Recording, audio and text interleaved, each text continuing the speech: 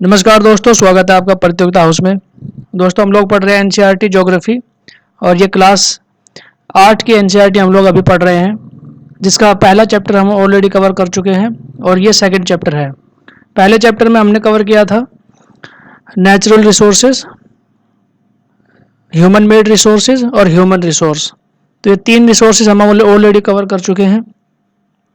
आज का जो हमारा चैप्टर है रिसोर्सेज में, वो है चैप्टर नंबर 2 और इसमें हम बात करेंगे लैंड,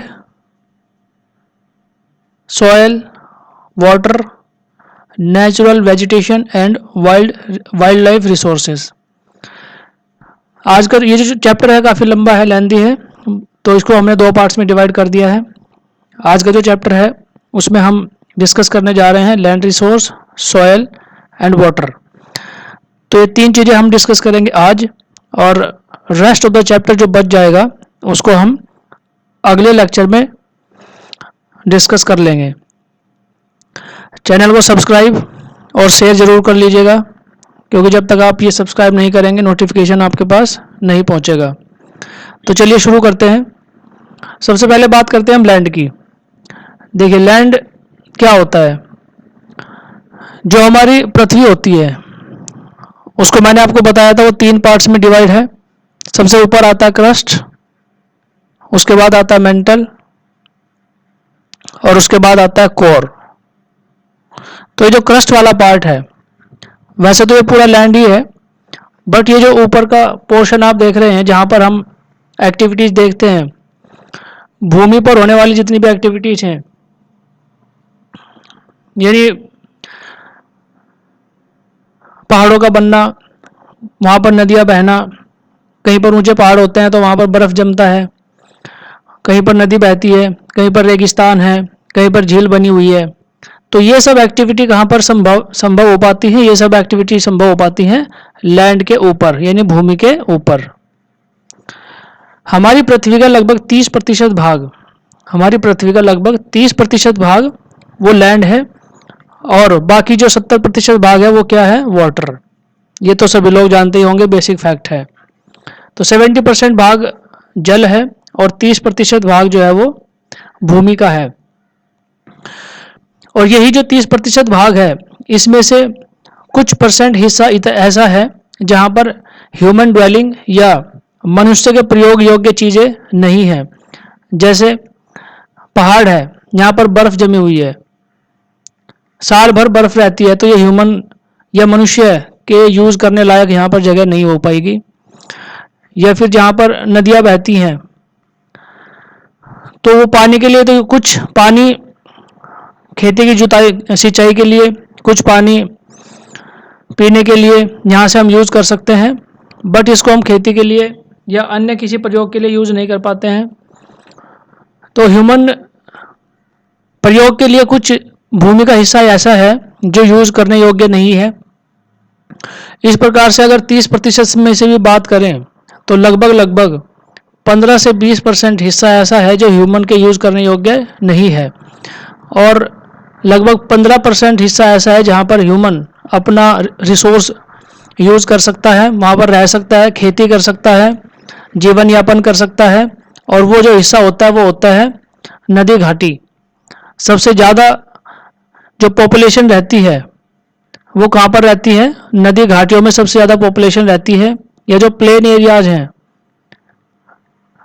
जो प्लेन एरियाज हैं वहाँ पर सबसे ज़्यादा पॉपुलेशन रहती है। इसके अलावा जितने भी भूमि के भाग हैं वहाँ पर पॉपुलेशन नहीं रहती है, मतलब या तो बहुत कम रहती है या बिल्कुल रहती ही नहीं है। तो इस प्रकार से जो भूमि है वो भी एक क्या है? रिसोर्स है। यहाँ पर जो मेन क्रक्स है बात का वो ये है कि जो लैंड है, लैंड भी एक तरह का रिसोर्स है, और इसको हम किस तरह से यूज़ करते हैं वही यहाँ पर बताया जा रहा है।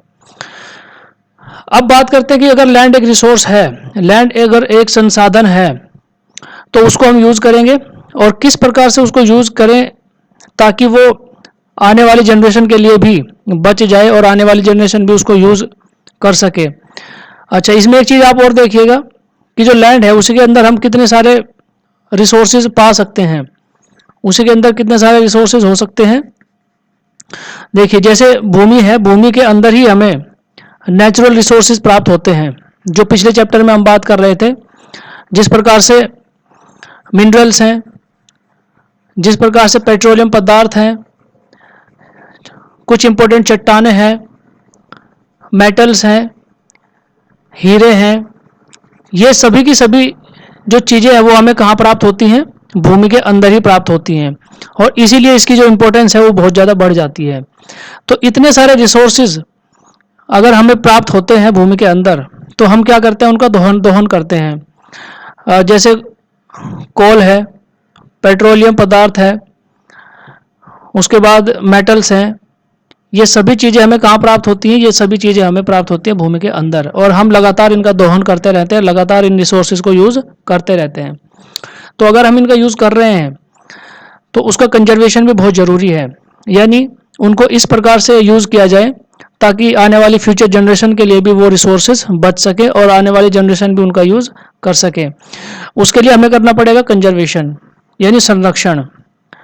भूमि के जो रिसोर्सेज हैं उनका संरक्षण किस प्रकार से किया जा सकता है, उसके कुछ एग्जाम्पल्स यहाँ पर दिए गए हैं।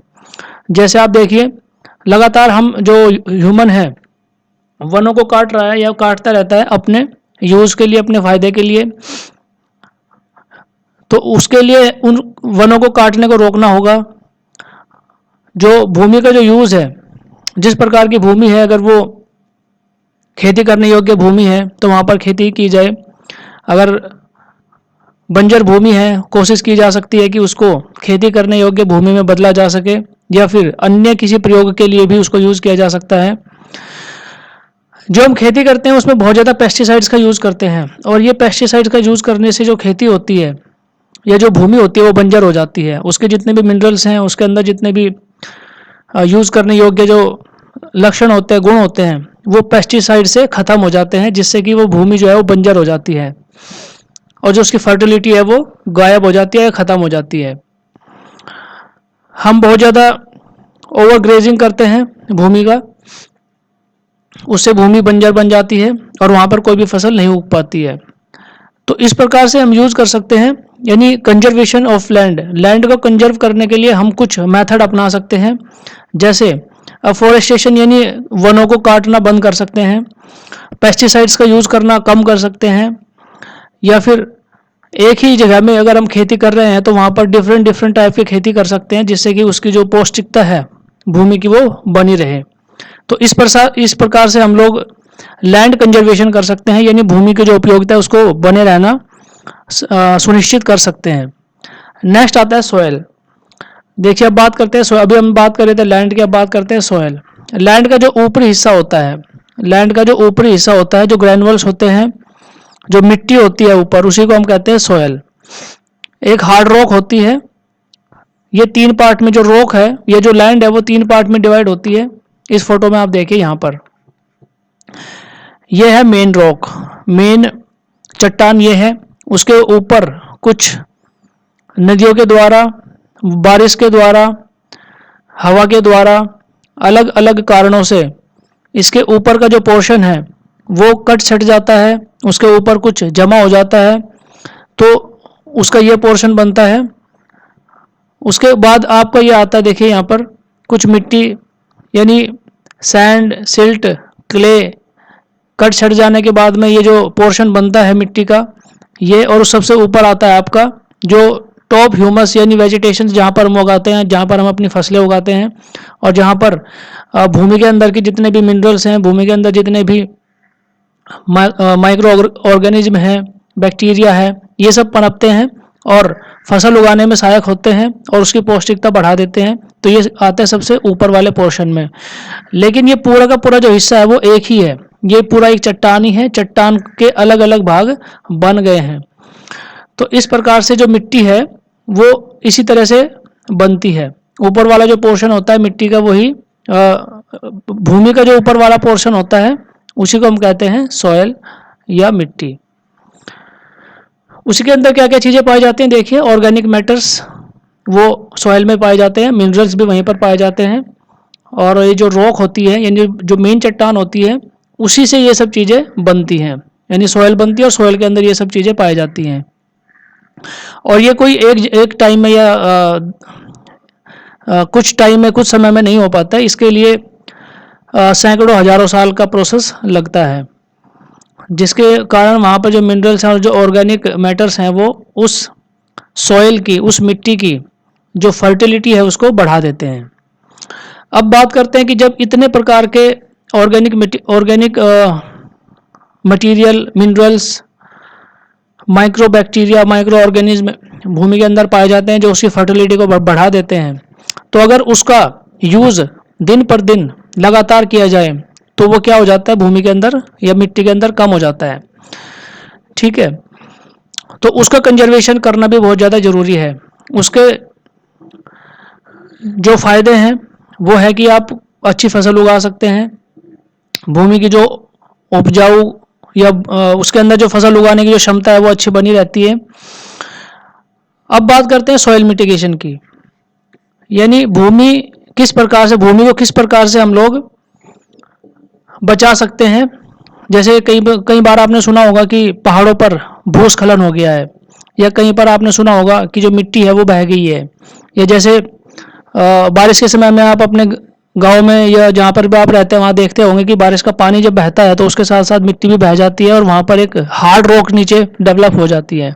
तो ऊपर का जो पोर्शन है जहाँ पर मिट्टी है, जिसमें पेड़ पौधे उगते हैं, जिसके अंदर ह्यूमस होता है, जिसके अंदर मिनरल्स होते हैं, तो वो क्या होता है, बारिश के साथ साथ बह जाता है। बट उसको रोकने के लिए ही जब उसको रोकने का प्रयास किया जाता है तो उसी को हम कहते हैं सॉइल मिटिगेशन, यानी उसकी उपयोगिता को बनाए रखना और उसको डिग्रेडेशन होने से बचाना, ये कहलाता है सॉइल मिटिगेशन। और उसके कई सारे तरीके हो सकते हैं, जैसे ऐसी जगह जहाँ पर मिट्टी कट छट सकती है, या ऐसी जगह जहाँ पर ह्यूमन एक्टिविटी के करने से मिट्टी को नुकसान हो सकता है, तो वहाँ पर ह्यूमन एक्टिविटी को बंद किया जा सकता है। या फिर खनन को, जैसे जिस प्रकार से मनुष्य अपने यूज़ के लिए खनन करता है, नदियों से रेत निकालता है या पहाड़ों से मिट्टी निकालता है, या जैसे जिस प्रकार से कोयले का दोहन किया जाता है, तो इस प्रकार की जो एक्टिविटीज है जहाँ पर हमें लगता है कि जो मिट्टी है या जो हमारी उपयोगिता है उसको यूज़ करने की जो क्षमता है उसको हम कम करके उसको रोक सकते हैं, तो वहाँ पर उस एक्टिविटी को बंद किया जा सकता है। उसके बाद बात करें, देखिए पहाड़ों में अगर आप गए होंगे कभी तो आपने देखा होगा जो पहाड़ होते हैं तो उसके जो साइड होते हैं जहाँ पर हमें लगता है कि अगर बारिश होगी या ऐसा समय जो यहाँ पर ये जो ह्यूमन एक्टिविटी चलती रहती है, रोड ट्रांसपोर्टेशन चलता रहता है, उसकी वजह से भी और बारिश की वजह से भी ये साइड की जो वॉल होती है, यानी साइड में जो पहाड़ है, इसकी जो मिट्टी होती है वो क्या होती है, टूटकर नीचे इस रोड पर गिर जाएगी। तो इसको रोकने के लिए क्या किया जाता है, इसको रोकने के लिए ये जो दीवार है, यानी पहाड़ की ये जो दीवार है साइड वाली, इस पर इस तरह की चेन है वो लगा दी जाती है। इस तरह का जो जाल है लोहे का वो बिछा दिया जाता है ताकि ये जो मिट्टी है वो इंटैक्ट रहे और बारिश के समय में या फिर ह्यूमन एक्टिविटी से ये रोड के ऊपर ना गिर जाए। तो इस प्रकार से भी हम सॉइल मिटिगेशन कर सकते हैं, मिट्टी को कटने छटने से या भूस्खलन से इसको रोक सकते हैं। उसके बाद बात करते हैं, वहाँ पर बहुत ज़्यादा वेजिटेशन उगाई जा सकती है या फिर पेड़ों को उगाया जा सकता है। पेड़ों को उगाने का फ़ायदा यह होता है कि जहाँ पर भी पेड़ उगता है तो उसकी जो जड़ें होती हैं, ये जड़ें क्या करती हैं, ये मिट्टी को बांधे रखती हैं, और जब ये मिट्टी को बांधे रखेंगी तो जो मिट्टी का जो भूस्खलन है या मिट्टी का जो डिग्रेडेशन है वो नहीं हो पाता बारिश के समय में। तो इस प्रकार से हमने 1, 2, 3 और नेक्स्ट बात करते हैं द सरफेस ड्रेनेज कंट्रोल।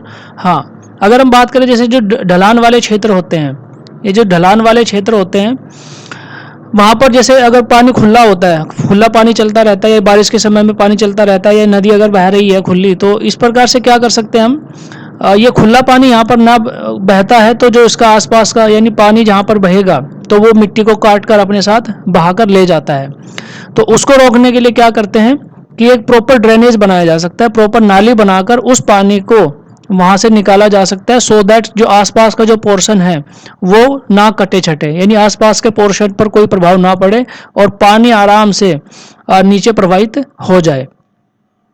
तो इस प्रकार से इसको सरफेस कंट्रोल यानी ड्रेनेज कंट्रोल को करके हम मिट्टी को कटने छटने से बचा सकते हैं। तो ये कुछ मैंने सॉइल मिटिगेशन के आपको मैकेनिज्म बताए हैं जिनके माध्यम से हम मिट्टी को कटने छटने से या भूस्खलन होने से उसको बचा सकते हैं। नेक्स्ट बात करते हैं कि सोयल बनती कैसे है और उसके क्या क्या फैक्टर्स होते हैं। देखिए अभी जैसे मैंने आपको इस पोर्शन में बताया था, ये वाला, ये नीचे एक मेन रॉक है, यानी मेन चट्टान होती है। चट्टानें 3 प्रकार की होती है, वो मैंने आपको बताया था, आग्नेय, अवसादी और कायांतरित। ये 3 मैंने आपको बताया था, वो उनका एक सर्किल भी होता है, वो भी मैंने आपको समझा दिया था। तो यहाँ पर हम बात करते हैं कि जो सोयल होती है उसमें जो उसकी जो मेन होती है चट्टान, उससे डिसाइड होता है उसका कैसा कलर होगा, उसके केमिकल प्रॉपर्टीज कैसी होगी, उसके रासायनिक गुण कैसे होंगे। अक्षारीय होगी, ठीक है, या नमक वाली होगी, या बहुत ज़्यादा चिकनी मिट्टी होगी, या रेतीली मिट्टी होगी, ठीक है, उसका कलर कैसा होगा, उसका कलर ब्राउन होगा, लाल होगा या काला होगा। ये सब डिपेंड करता है जो पेरेंट रॉक है, यानी जो मातृ रॉक है, यानी जिस जो मेन रॉक है या मेन चट्टान है, उस पर डिपेंड करता है, उसकी प्रॉपर्टी पे डिपेंड करता है कि इसका कलर कैसा होगा और उसकी केमिकल प्रॉपर्टीज कैसी होगी। उसके बाद बात करते हैं कि ऊंचाई पे डिपेंड करता है, ठीक है, ऊंचाई पे डिपेंड करता है कि अगर कोई चट्टान नदी घाटी के अंदर है तो उसके ऊपर आप देखिएगा नदी के द्वारा बहाकर लाए गए निक्षेपण के द्वारा वहाँ पर क्या होता है, उस चट्टान के ऊपर बहुत सारी नदी के द्वारा बहाकर लाए गए ये जो गाद, रेत और कंकर पत्थर है, ये जमा हो जाते हैं, ठीक है। तो वहाँ पर उसकी जो मोटाई है वो ज़्यादा मिलेगी आपको। और इसके विपरीत जो पहाड़ होते हैं, पहाड़ के ऊपर जो मोटाई है वो कम मिलती है, ठीक है। तो जो एल्टीट्यूड है उस पर डिपेंड करता है क्या, एकुमुलेशन ऑफ सॉयल, यानी मिट्टी का जमाव कितना हुआ है, ये डिपेंड करता है किस पर, अल्टीट्यूड यानी ऊंचाई पर, और स्लोप ढाल पर। उसके बाद आगे चलते हैं, फ्लोरा फोना, यानी वहाँ पर उपस्थित जो भी वनस्पति है और जो माइक्रो ऑर्गेनिज्म है, किस प्रकार के माइक्रो ऑर्गेनिज्म, सूक्ष्म जीव या फ्लोरा फोना वनस्पति पाई जाती है, ये डिसाइड करती है कि उस मिट्टी के जो ह्यूमस है वो कैसा होगा, यानी उस मिट्टी की जो उपयोगिता है वो कैसी होगी। ह्यूमस का मतलब होता है उसमें उपस्थित पोषक तत्वों की मात्रा, ये ह्यूमस को कहलाता है। तो वहाँ पर किस प्रकार का फ्लोरा फोना है, वनस्पति है मतलब पेड़ पौधे उगते हैं, वहाँ पर किस प्रकार के बैक्टीरिया, माइक्रो ऑर्गेनिज्म पाए जाते हैं, ठीक है। ये डिसाइड करता है कि उसका जो ह्यूमस है, उसकी जो पौष्टिकता है मिट्टी की, वो कैसी होने वाली है। दूसरी बात करते हैं क्लाइमेट की। देखिए अगर क्लाइमेट बहुत ज़्यादा रेनी है, रेनी इन द सेंस अगर क्लाइमेट बहुत ज़्यादा ऐसा है कि वहाँ पे साल भर बारिश होती रहती है, जैसे अमेजोन के जंगल, जैसे नीलगिरी पर्वत, वहाँ पर क्या पाए जाते हैं, वहाँ पर सदाबहार वन पाए जाते हैं। तो वहाँ पर क्या होता है कि जो बारिश है वो साल भर लगभग पूरे साल चलती रहती है। तो ऐसे में क्या होता है, जब बारिश होती है तो बारिश होने के साथ साथ मिट्टी से जितनी भी चीज़ें हैं वो क्या है, बहाकर अपने साथ ले जाई जाती है, यानी ड्रेनेज हो जाती है। आपने देखा भी होगा जब बारिश होती है तो बारिश अपने साथ क्या करती है, मिट्टी को बहाकर ले जाती है। और जब मिट्टी एक साथ बहाकर ले जाई जाएगी तो वहाँ पर उपस्थित जितने भी ह्यूमस होंगे, माइक्रो ऑर्गेनिज्म होंगे उस मिट्टी के अंदर, वो भी बहा दिए जाएंगे। तो इस प्रकार से क्या होगा, उसमें उपस्थित जितने भी मिनरल्स, जितने भी ह्यूमस है, उसके अंदर जितनी भी पौष्टिक चीज़ें हैं फसलों के लिए, फसलों को उगाने के लिए, वो भी सब क्या होती है, बहाकर ले जाई जाती है। तो वहाँ पर ह्यूमस की कमी हो जाती है। उसी प्रकार से अगर आप बात करें, जैसे रेगिस्तान की आप बात कर लीजिए, रेगिस्तान में बारिश नहीं होती है, तो जब रेगिस्तान में बारिश नहीं होगी तो रेगिस्तान में क्या होता है, नीचे का जो पानी है वो सरफेस पर आता रहता है, नीचे का पानी सरफेस पर आ जाएगा और सरफेस पर ये क्या होता है, सूख जाता है, क्योंकि बारिश तो है नहीं, धूप है, ड्राई मौसम है वहाँ पर। तो सरफेस पर आकर ये क्या हो जाएगा, सूख जाएगा। और सूखने के बाद यहाँ पर अगर आप रेगिस्तान में जाकर देखेंगे, यानी राजस्थान के कुछ पार्ट्स ऐसे हैं, अगर आप वहाँ पर जाकर देखेंगे तो आपको मिलेगा कि वहाँ की जो मिट्टी है वहाँ पर एक सफ़ेद, कुछ भाग ऐसे हैं जहाँ पर नमक ऊपर आ जाता है खारा पानी के कारण, और कुछ भाग ऐसे हैं जहाँ पर चूना आ जाता है ऊपर, क्योंकि ये नीचे, यानी मिट्टी के अंदर जो मिनरल्स हैं नीचे, वो पानी के साथ साथ, यानी इवेपोरेशन के साथ साथ क्या होते हैं, सरफेस पर आ जाते हैं। और सरफेस पर आने के बाद वो क्या हो जाते हैं, ऊपर की जो परत है मिट्टी की उस पर जमा हो जाते हैं। तो ये होता है कुछ जो वेस्ट, नॉर्थ वेस्ट का जो पोर्शन है इंडिया का, यानी पश्चिमी उत्तर वाला जो पोर्शन है इंडिया का, लगभग गुजरात का कुछ भाग, मध्य प्रदेश का कुछ भाग, वहाँ पर आपको ये वाला पोर्शन यानी जो चूना मैं बता रहा हूँ मिट्टी के ऊपर ये प्राप्त होता है। और रेगिस्तान में या राजस्थान की अगर बात करें तो नमक मिट्टी के ऊपर या भूमि के ऊपर आकर जम जाता है। तो इस प्रकार से मैं आपको बता रहा था जो क्लाइमेट है वो किस प्रकार से भूमि को अफेक्ट करता है या भूमि को बनाता है यानी सॉइल को बनाता है। उसके बाद बात करते हैं टाइम। टाइम डिटरमाइन करता है क्या, थिकनेस ऑफ सॉइल प्रोफाइल, यानी टाइम के साथ साथ जो मिट्टी है वो जमा होती रहती है और उसकी जो मोटाई है वो भी ज़्यादा होती रहती है, अधिक बनती रहती है।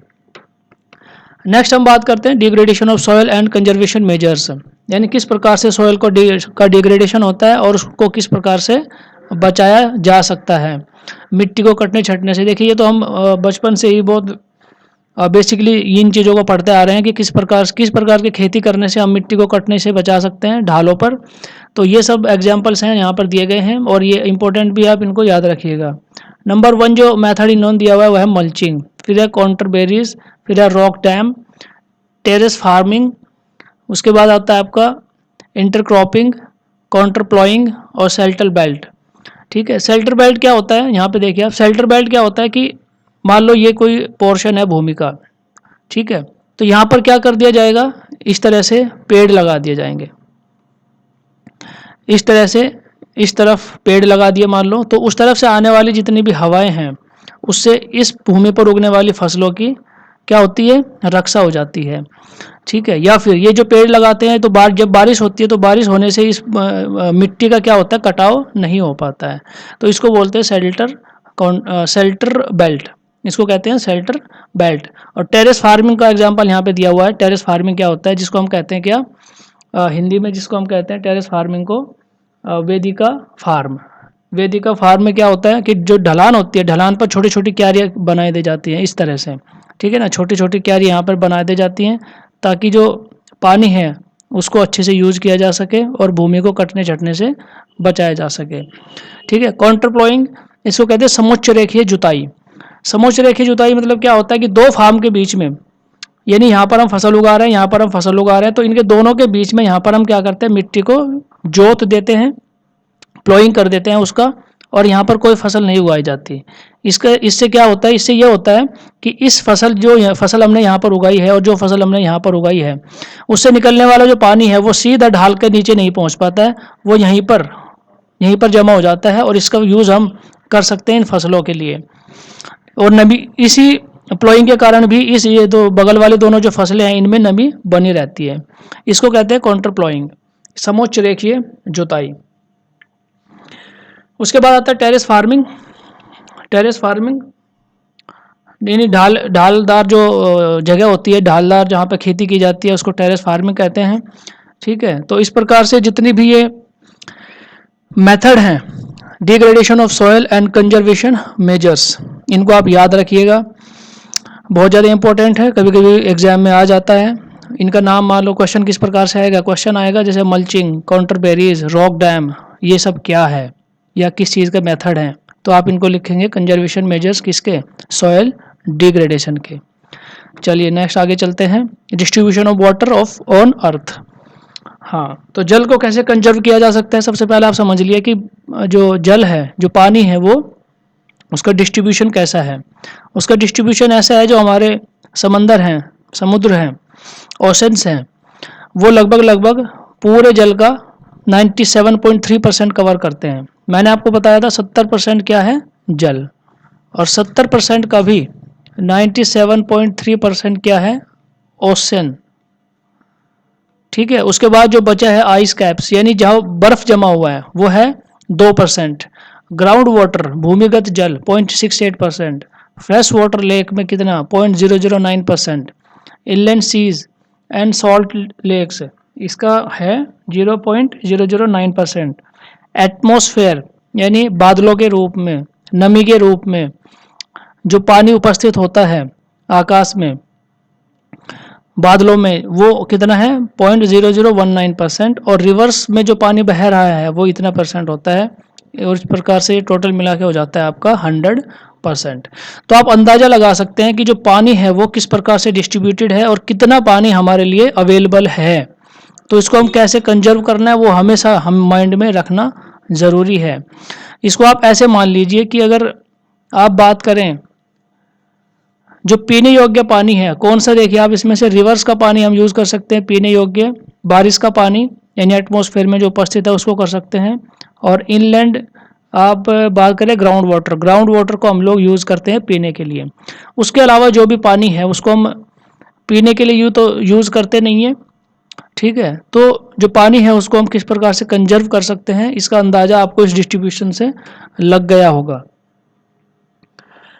तो इस प्रकार से हमने अभी तक देखा land resource, soil and water.